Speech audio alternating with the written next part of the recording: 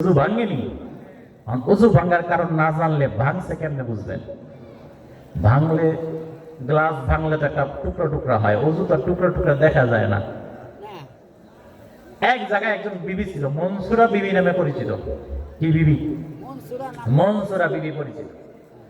সে এরকম আমদের মতো মাহফিলে আয়া ওয়াজ শুনছে যে ওযুর ফরজ চারটা ফরজ আদায় করে ওযু করলে ওযু হয়ে যাবে। ওযু করে গেছে গা জোয়ান অবস্থায়, একটু বয়স হয়েছে, চিন্তা করলো হুজুরের মাধ্যমে ওযুর ফরজ শিখছিলাম, ওযু তো করছি, হুজুরের কোনোদিন তো খাওয়াইলাম না দাওয়াত টাওয়াত দিয়া।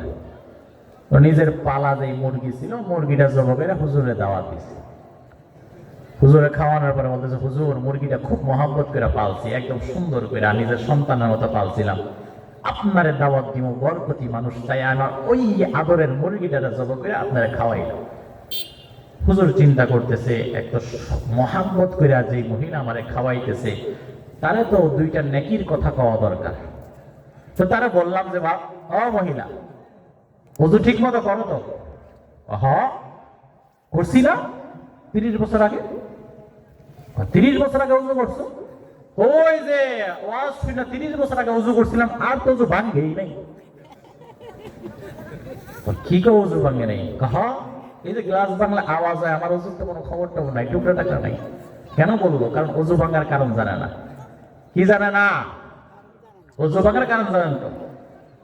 1 নাম্বার পায়খানা প্রস্রাবের রাস্তা দিয়ে কোনো কিছু বের হওয়া, 2 নাম্বার মুখ ভরিয়া বমি হওয়া, 3 নাম্বার শরীরের কোনো জায়গা হইতে রক্ত পুষ পানি বের হইয়া গড়িয়া পড়া, 4 নাম্বার থুতুর সঙ্গে রক্তের ভাগ সমান বা বেশি হওয়া, 5 নাম্বার চিপ বা কাইট হইয়া হেলান দিয়া ঘুম যাওয়া।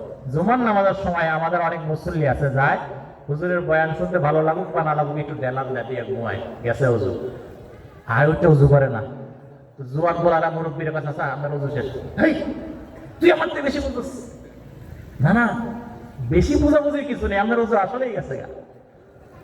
চিপ বা কাইট হইয়া হেলান দিয়া, এটা হেলান দিয়া ঘুম যাবো না, একটু দিয়েও গেছে গা, একটু ঘুম গেল গেছে। পাগল মাতাল অচেতন হইলে 7 নম্বরের নামাজে উচ্চ স্বরে হাসিলে। ওযু করেন, ওযু করার পরে আমরা মসজিদে প্রবেশ করি না? ওযু করার পরে মসজিদে প্রবেশ করে 2 রাকাত নামাজ পড়া আছে। কয় রাকাত? এটাকে বলা হয় সালাতুত তাহিয়াতুল ওযু। এটাকে কি বলে?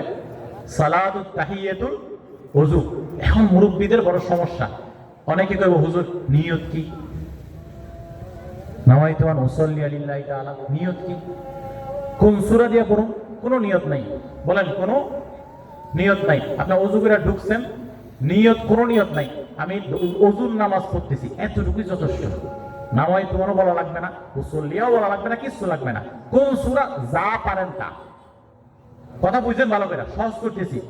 কোনো নিয়ত লাগবে না, কোনো নিয়ত লাগবে না। 2 নাম্বার, যেই সূরা পারেন সেই সূরা দিয়েই। কথা বুঝতেছেন? আমল বলে দিতেছি ভাই, আজকের মাহফিল থেকে নিয়ে যান। 1 নাম্বার, কোনো নিয়ত লাগবে না। 2 নাম্বার, যেই সূরা পারেন সেই সূরাই। কয় রাকাত নামাজ? কয় রাকাত?